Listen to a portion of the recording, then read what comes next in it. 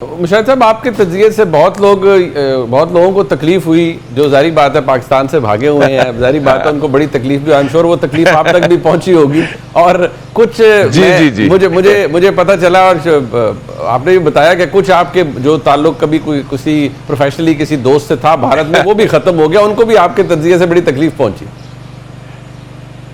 मुझे बड़ा दुख हुआ। देखिए जी, मैं जर्नलिस्ट, जैसे आप हैं अभी जर्नलिस्ट माशाल्लाह, मैं भी एडिटर ऑफ द मुस्लिम, जो पहला ट्रैक टू है इंडिया पाकिस्तान का, मैंने शुरू किया था जी। और मैं खुद इंडियन अखबारों में लिखता रहा हूँ, इंडियन एक्स, ये Hindustan times, times of India, the telegraph वगैरह, और उनके जर्नलिस्ट को इन्वाइट किया कि मेरी अखबार में द मुस्लिम का एडिटर था, आप लिखें।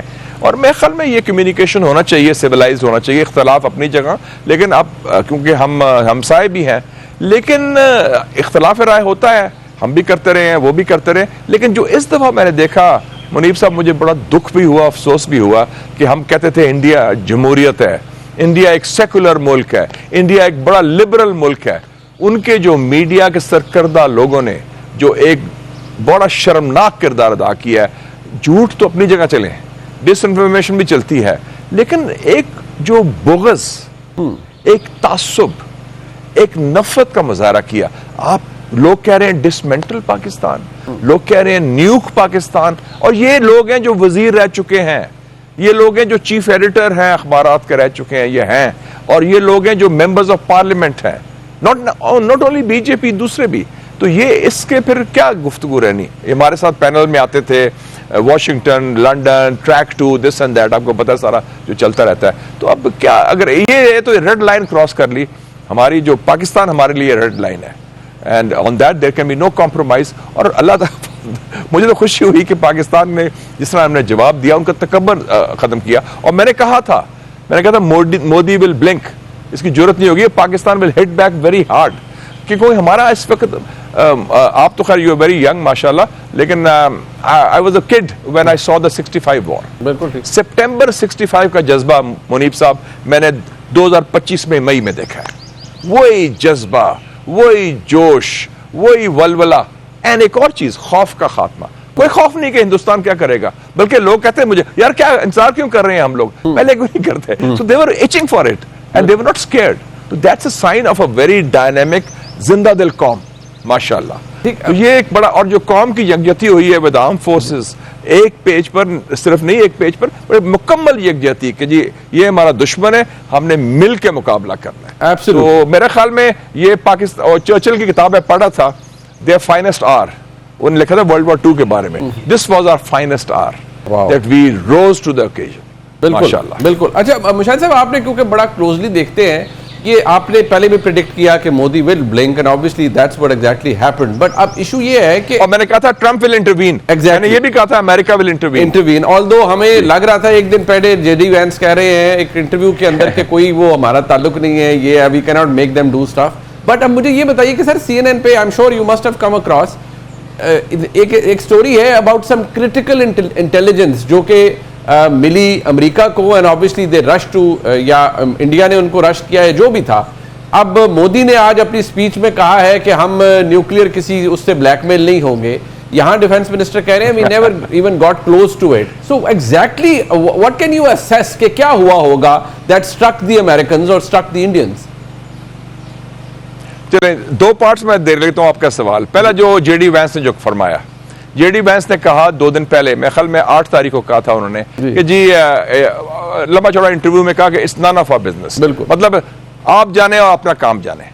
मैंने किसी टीवी चैनल से मुझे पूछा कि ये तो बयान आ गया उनके नायब सदर का, मैंने कहा मैं इसको खैर मकदम करता हूं, मैं वेलकम करता हूं। इसका मतलब है अमेरिका अब न्यूट्रल है, और एज लॉन्ग एज के अमेरिका हिंदुस्तान का साथ ना दे, मैंने कहा हिंदुस्तान से हम अकेले निबड़ लेंगे, हम अकेले काफी हैं इंशाल्लाह। और ये मुझे खुशी हुई, नंबर 1। दूसरी बात हुई, देखें जी, ये जंग जो हुई, जंग तो नहीं, झड़प कह लें बहुत सीरियस, और जो इंडिया ने जारियत की पाकिस्तान के खिलाफ, ये 10 तारीख को सुबह 2 बजे से शुरू होकर शाम को 5 बजे।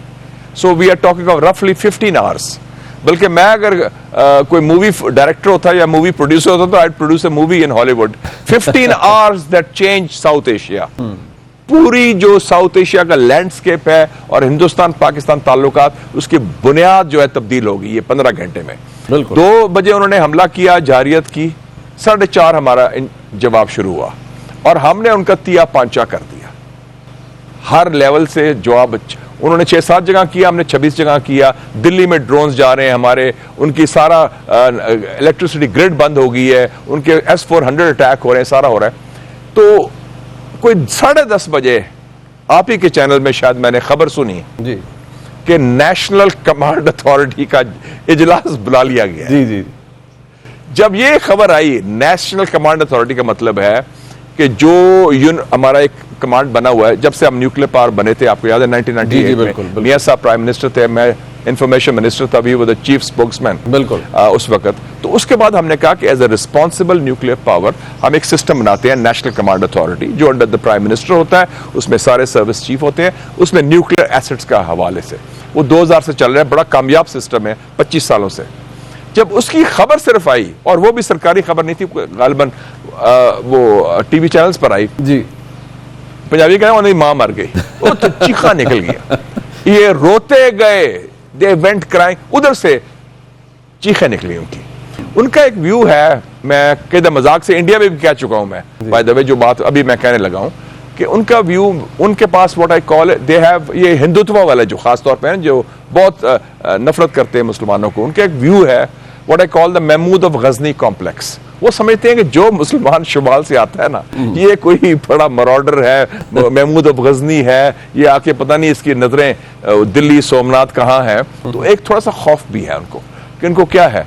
तो मेरे ख्याल में वो, और उस खौफ को री-इन्फोर्स करने में जनरल आसिम मुनीर और air chief marshal Zaheer Sidhu का भी किरदार था, थ्रू परफॉर्मेंस, नॉट कोई भड़क नहीं मारी, रेटरिक नहीं है, परफॉर्मेंस।